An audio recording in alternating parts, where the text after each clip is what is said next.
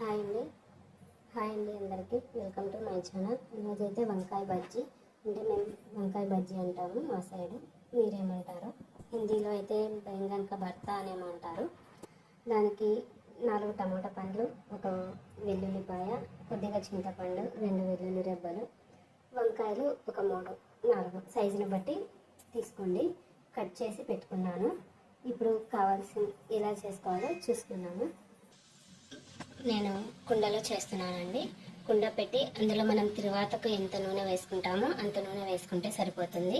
నూనె వేడైన తర్వాత తిరువాత గింజలు, ఇప్పుడు నూనె వేడైంది కదండి, ఇందులో వచ్చేసి తిరువాత గింజలు,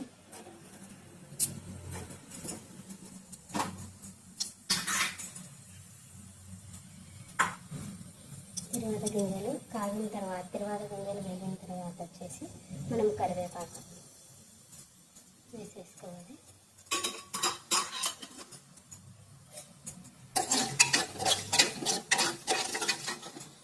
ఇది వేగాలండి. వేగిన తర్వాత మనం మిగతా వేసుకున్నాము.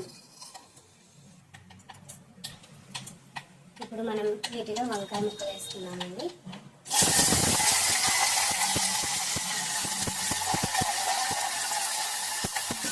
వంకాయలు కొంచెం వేగిన తర్వాత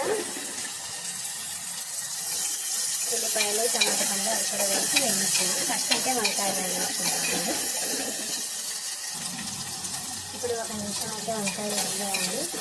తర్వాత ఇందులో చింతపండు, 2 వెల్లుల్లి రెబ్బలు తీసుకున్నామండి, అవి వేసేసి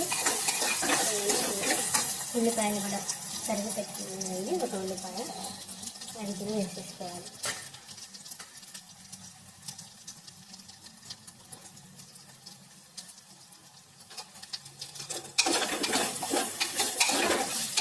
బాగా వేయించుకోవాలి. కొంచెం వేగిన తర్వాత మళ్ళీ మనం టమాటా పండు వేసుకోవాలి. ఇప్పుడు మీరు చూస్తే ఉల్లిపాయ కూడా కొంచెం కలర్ చేంజ్ అయింది. ఇలా చేంజ్ అయిన తర్వాత మనం తరిగి పెట్టుకుని టమాటా పండు కూడా వేసేసుకోవాలి.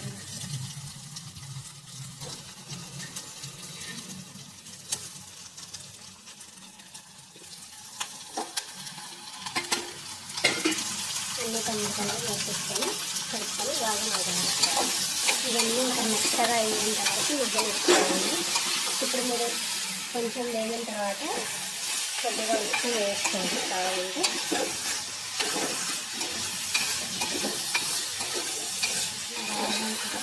కొంచెం మెత్తగా అయిన వరకు మగ్గించుకొని ఇప్పుడు వచ్చేసి నేను తగినంత ఒకటేసారి వేసుకున్నానండి.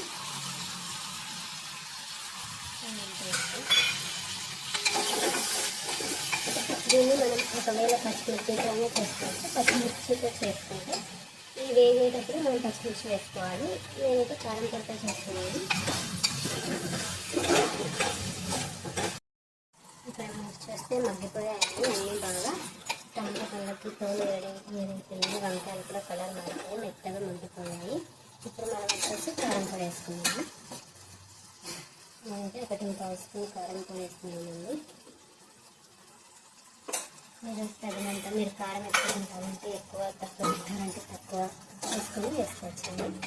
ఇది బాగా కలిపి ఒక 2 నిమిషాలు మగ్గించుకొని మనం మెత్తగా మెరుపుకున్నామండి. ఇప్పుడు కారం పొడి కూడా కలిసిపోయిందండి. ఇప్పుడు నూనె వచ్చేసి మెత్తగా మెరుపుకున్నాము పప్పుగుత్తితో. ఈ విధంగా పప్పుగుత్తితో మనం పప్పు ఇలా మెరుపుకుంటాము, అలా మెరుపుకోవాలండి. మెత్తగా ఉంటుంది. మనం ఒకవేళ మెత్తగా అవ్వలేదంటే అది ఇంకా మగ్గలేదని అర్థం అండి. ఇంకాసేపు మగ్గ పెట్టుకొని మళ్ళీ మెరుపుకోండి. ఈ విధంగా మెత్తగా వేపుకోవాలి. మనము చూడ్డానికైతే ఈ కుండలో చేసుకుంటే రోటి పచ్చడి ఎలాగైతే ఉంటుందో అలాగే ఉంటుంది. పూర్తి మెత్తగా అయితే రాదండి. వేడి వేడి అన్నంలో ఇది పెట్టుకొని కొంచెం నెయ్యి వేసుకొని తింటే చాలా బాగుంటుందండి. మీరు కూడా ట్రై చేయండి ఒకసారి.